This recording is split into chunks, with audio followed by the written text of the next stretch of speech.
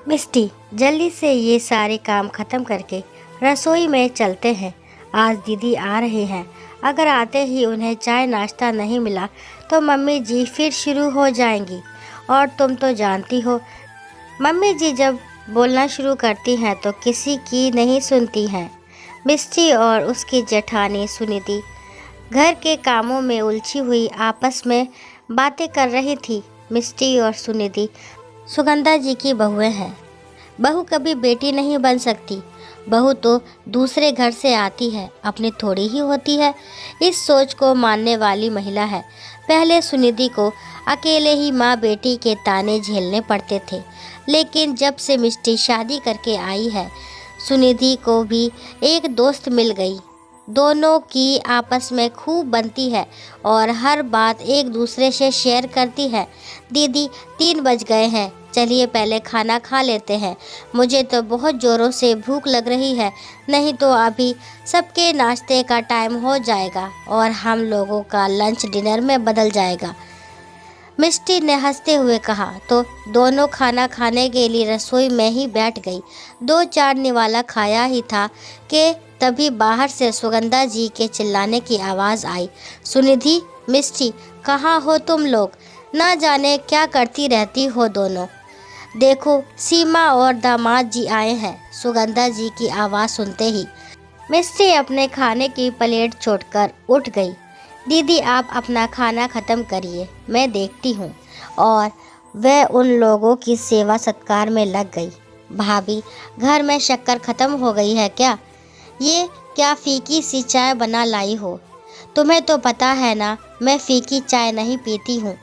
अरे मेरा नहीं तो कम से कम संजय के बारे में ही सोच लेती।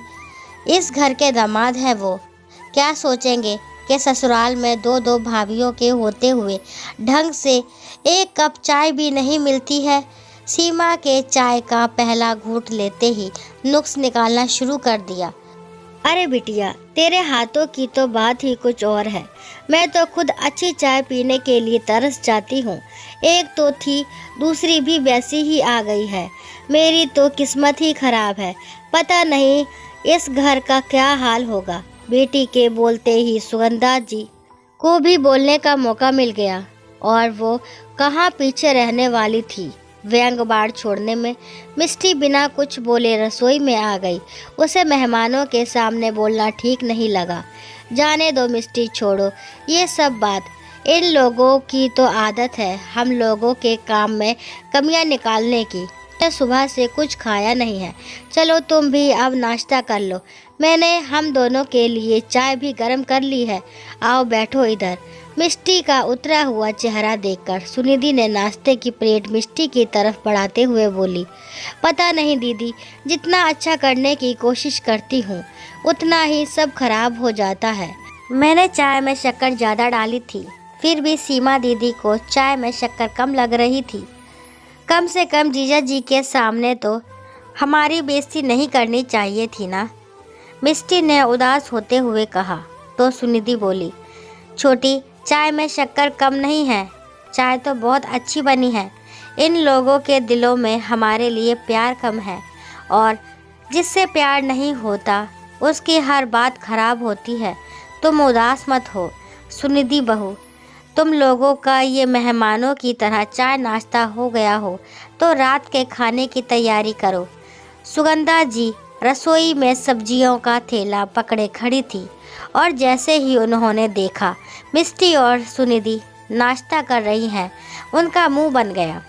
मम्मी जी, मिष्टी ने सुबह से कुछ नहीं खाया है, इसलिए मैंने ही बोला पहले नाश्ता कर लो, उसके बाद सब करेंगे। अरे, एक समय नहीं खाया तो कुछ हो थोड़ी जाएगा।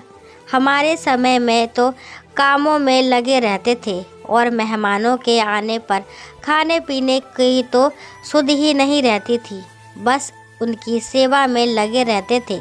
अच्छे से अच्छा बनाना, खिलाना, उनके हर आराम का ध्यान रखना। लेकिन तुम लोगों से तो क्यों होने लगा? वैसे भी मेरी बेटी तुम लोगों को हमेशा से बोझ लगती है।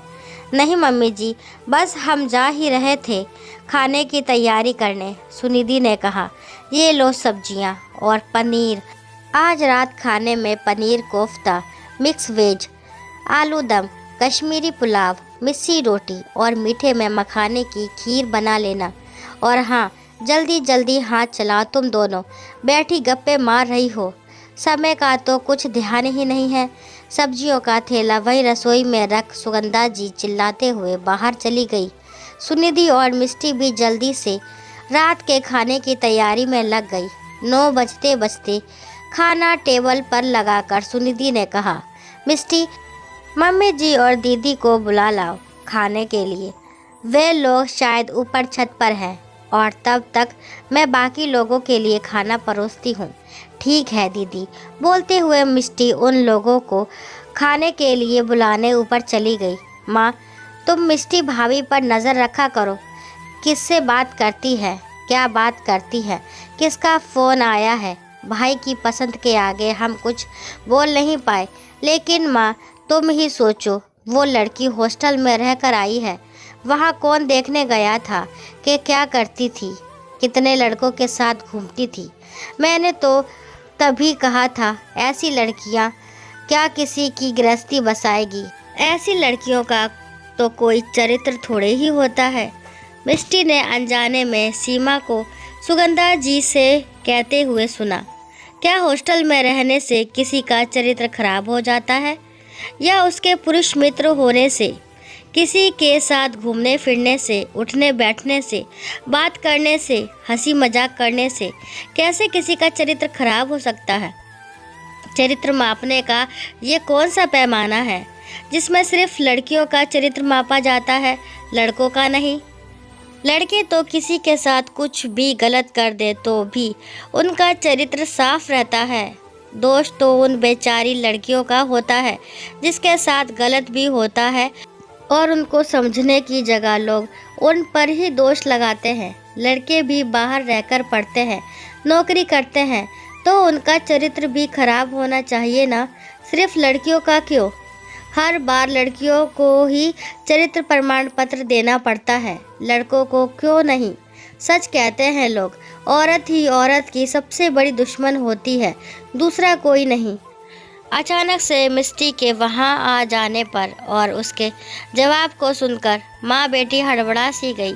मिष्टी, ये क्या तरीका है अपनी ननद से बात करने का?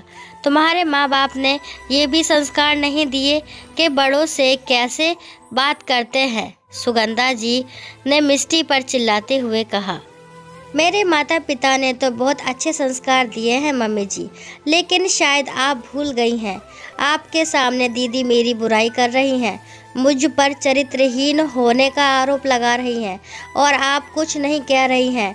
और सही कहा दीदी आपने, हॉस्टल में रहने वाली लड़कियों का तो कोई चरित्र नहीं होता, चरित्रहीन होती है। चरित्र तो सिर्फ घर में रहने वाली लड़कियों का होता है। गलती मेरी है जो मैंने आप लोगों को अपना समझा। आज मिष्टी ने पहली बार उन लोगों का विरोध किया था और ये तय कर लिया था, अब से किसी की गलत बात नहीं सहन करेगी, फिर वो चाहे कोई भी हो। सुगंधा जी और सीमा वही मिष्टी की कमियां निकालते हुए बैठी रही और मिष्टी उनको छोड़ अपने घर में आ गई।